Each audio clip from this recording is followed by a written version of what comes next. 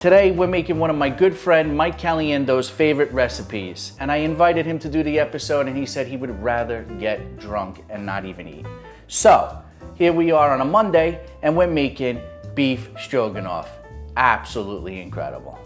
So to start, we're gonna use our favorite ingredient called butter. Boom. Maybe we went a little extra heavy, maybe we didn't go enough. We'll figure it out as we go along. We know that this is the most important thing in any one of these recipes, Ben, right? Amen. I mean, God bless, a little prayer. Thank you for this butter.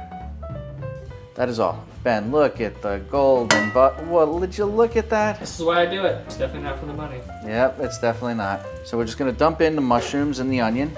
You're gonna wanna get this golden brown. You wanna give a little seasoning to this, a little salt, a little pepper.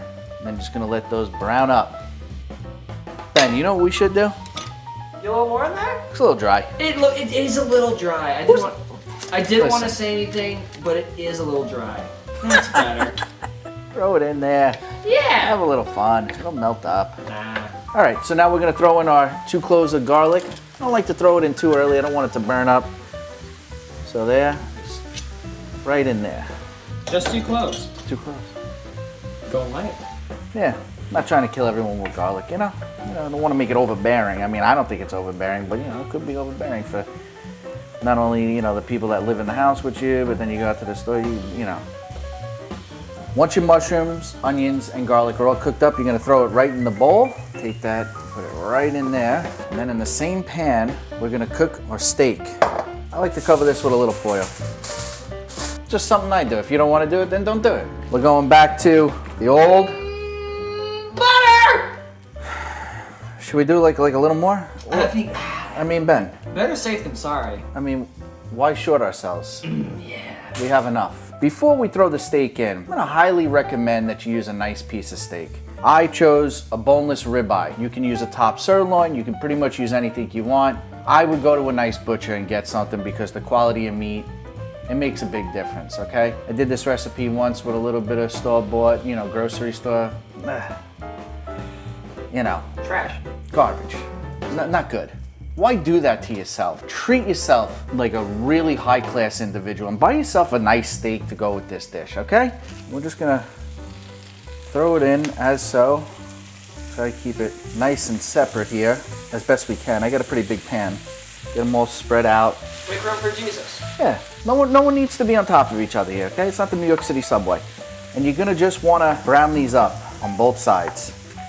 This is gonna be, Ben, this is gonna be fantastic, Ben.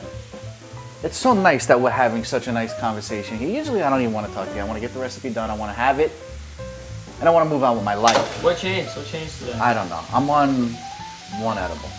Maybe that's it. 1 instead of the regular 7. Well, thanks a lot, Ben, for outing me on my edible habit. Then what we're gonna do is we're gonna add a little bit of brandy. Throw some in. This came from a good friend of mine, Fonto. Just gonna add a little drop. That's gonna cook off. Just let these keep cooking in here. Now we're gonna add just a little Worcestershire sauce, a little splash in there. Let this keep cooking down a little bit. Now we're gonna add in a little bit of Dijon mustard, a little squeeze there.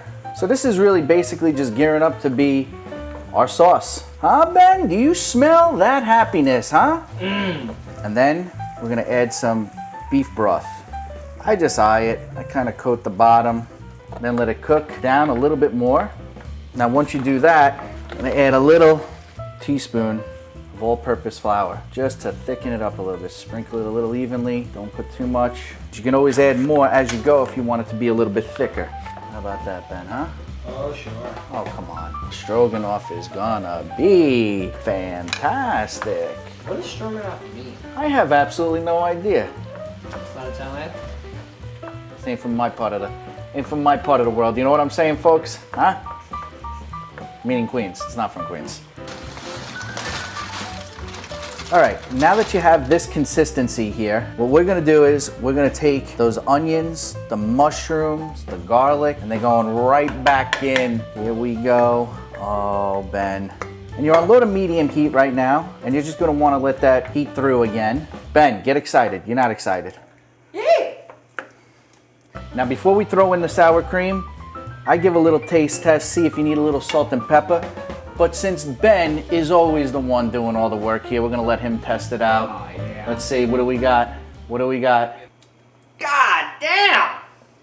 I mean, that's an overreaction, but it's really goddamn good, okay? Now we're just gonna take our sour cream. I'm gonna take just a serving spoon, throw it right in there, and then we're just gonna incorporate that right in. You may need a little bit more. And then you're just gonna place this right over your egg noodles. Oh, baby. Beef Stroganoff is comfort food at its finest. This is a meal like you wouldn't believe. And it's easy, and it's not that expensive, and it feeds a lot of people. If you want the recipe, as always, it's in the comments below. And from our house to yours, bon appetit.